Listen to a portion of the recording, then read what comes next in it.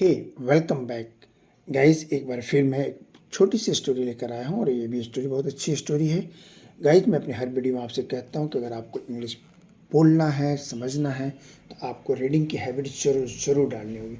Reading सिर्फ आपको पढ़ने की आदत को डेवलप नहीं करता है, ये डायरेक्ट या इनडायरेक्ट में कई सारे वर्ड्स आपको सीखने को मिलता है, कई सारे सेंटेंस का फॉर्मिंग सीखते हैं, स्ट्रक्चर फॉर्मिंग को सीख लेते हैं। तो चलिए गाइज, आज भी एक छोटी सी स्टोरी है। इस स्टोरी में कई सारे वर्ड्स के हम हिंदी मीनिंग देखेंगे, उसमें आए हुए ग्रामर्स के सारे रूल्स को देखेंगे और इसके सारे फॉर्म्स को भरपूर समझेंगे। चलिए गाइज, तो without any further delay let's start the topic. Guys, अगर आप चैनल पर पहली बार हैं तो प्लीज़ लाइक और शेयर कर दीजिए, सब्सक्राइब कर दीजिए। इस चैनल पर मैं हमेशा इंग्लिश के सारे कंटेंट लेके आता हूँ, बिल्कुल फ्री ऑफ कॉस्ट। तो आप आराम से घर बैठे रहिए, अंग्रेजी सीखते रहिए। चलिए गाइज, शुरू करते हैं। The one eyed doe. The एक डेफिनेट आर्टिकल है जो किसी नाउन के पहले लगकर उसकी विशेषता को बता देता है। तो द वन माने एक, आइड, आई माने आँख, आइज माने आँखें, और जब इसमें ईडी लग गया मतलब आँख वाली हो जाता है। तो आँख वाली, द वन आइड यानी एक आँख वाली। डो, डो का मतलब होता है हिरनी।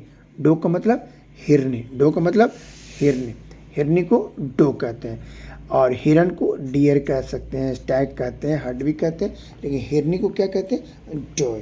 तो एक आँख वाली हिरनी की कहानी है। चलिए देखते हैं गाइस, बहुत अच्छी कहानी है, इसमें बहुत कुछ सीखने को हमें मिलेगा।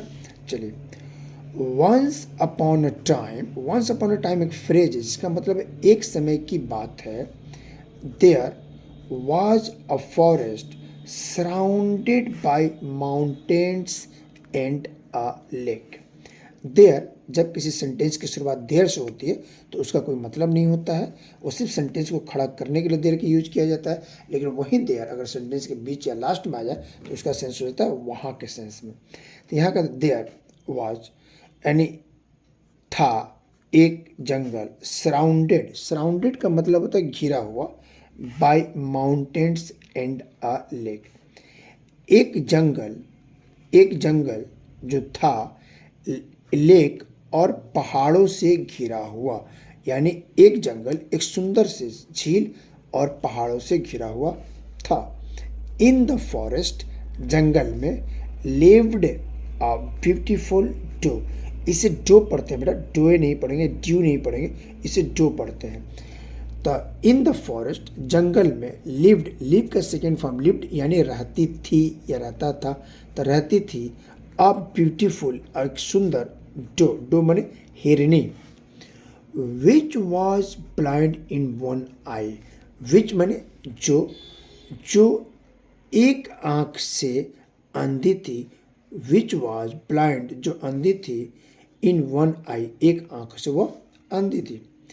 डिस्पाइट दिस डिसएबिलिटी, डिस्पाइट का मतलब है के बावजूद, के सिवा, यानी के बावजूद। डिस्पाइट यानी के बावजूद, दिस डिसएबिलिटी इस अक्षमता या इस दिव्यांगता, इस अक्षमता के बावजूद।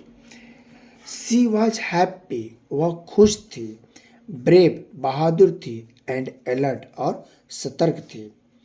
सी grazed on a high cliff, she, she मतलब वह, क्रैश का मतलब होता है घास चरना, तो उसका सेकेंड फॉर्म घास चरा करती थी, घास चरी।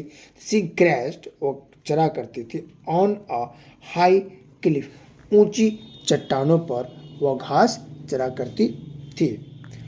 All the animals were her friends, सभी जानवर उनके दोस्त थे, उसके दोस्त थे। सी वॉज वाइज वह बुद्धिमान थी, एंड और had saved many of them from the Hunter, और वह उनमें से कईयों की ज़िंदगी को उसने बचाया था शिकारियों से, शिकारियों से उसने उस कईयों की ज़िंदगी बचाई थी। वन डे एक दिन, सी वॉज ईटिंग ग्रास, एक दिन वह घास खा रही थी, ऑन द क्लिफ यानी ऊंची चट्टान पे। A hunter got into a boat, a hunter एक शिकारी, गॉड, गेट का सेकेंड फॉर्म होता है गॉड। गॉड एक पॉजिटिव वर्ब है जिसके कई सारे मीनिंग होते हैं, गेट का एक नहीं कई सारे मीनिंग। तो यहाँ गेट का सेकेंड फॉर्म गॉड यानी चढ़ गया। तो अ हंटर एक शिकारी, गॉट यानी चढ़ गया, इनटू अ बोट बोट पर। गाइज इन का मतलब में होता है और इनटू का मतलब भी में होता है। तो इनटू का वो यूज वहाँ करते हैं जब सब्जेक्ट मोशन में होता है, गति में होता है। तो जब आप जैसे मैंने कहा मैं घर में हूँ, तो I M in the house या होम, यानी पहले से ही मैं घर में हूँ, लेकिन मैं कह रहा हूँ कि मैं घर में जा रहा हूँ, तो I am going into the house, क्योंकि उस वक्त मैं चल रहा होता हूँ, मैं मोशन में होता हूँ। तो क्या करा, अ हंटर एक शिकारी, गॉड चढ़ गया, इनटू अ बोट बोट में या बोट पर, एंड और went towards the Cliff. Went मैंने गया, गो का सेकेंड फॉर्म वेंट, और टूवर्ड्स का मतलब की ओर, द क्लिफ यानी उस चट्टान की ओर वो बोट पे चढ़ गया और उस ऊंचाई की तरफ वो गया।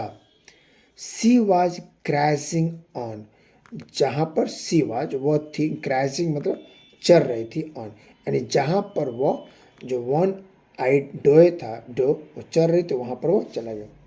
दो, दो का मतलब होता हालांकि।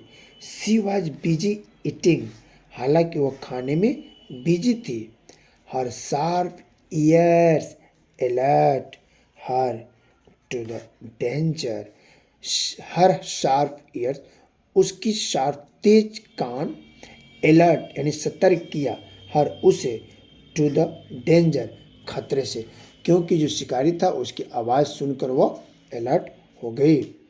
सी turn around just in a time, ही सी टर्न अराउंड वह तुरंत ही मुड़ी, जस्ट इन अ टाइम यानी जस्ट तुरंत, जैसी उसने आवाज़ सुनी और तुरंत वह मुड़ गई।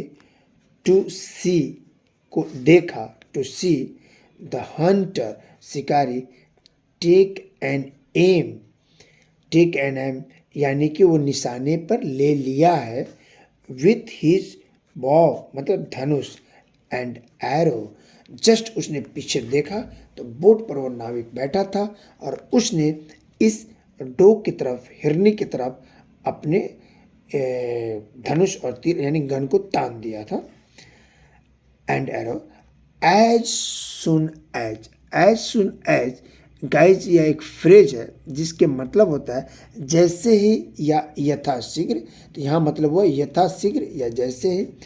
एज सुन एज यथाशीघ्र द एरो वाज शॉट, जैसे ही उसने एरो को यानी कि तीर को शूट करने के लिए सोचा, शूट का सेकेंड फॉर्म शॉट किया, चलाया या मारा।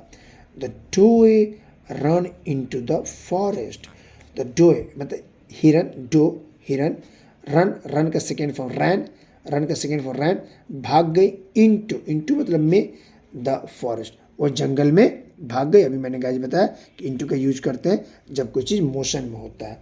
एंड और सेव्ड हर लाइफ, और उसने अपनी ज़िंदगी को बचाया। सेव का सेकेंड फॉर्म सेव्ड, हर मैंने उसकी अपना अपनी लाइफ, और उसने अपनी ज़िंदगी को बचाया। तो गाइज हमने क्या सीखा, वक्त पे अगर आप सतर्क रहेंगे तो कई सारी कठिनाइयों से बच सकते हैं। तो आप कहीं भी रहिए, आप अपनी सतर्कता को नहीं भूलिए और हमेशा अलर्ट पोजीशन में रहिए। आई होप गाइज ये वीडियो आपको अच्छी लगी होगी। गाइज अगर अच्छी लगी हो तो लाइक शेयर सब्सक्राइब कर दीजिए। मैं अंसारी सर फिर मिलते हैं नए वीडियो के साथ, तब तक take care, bye bye, thanks for watching.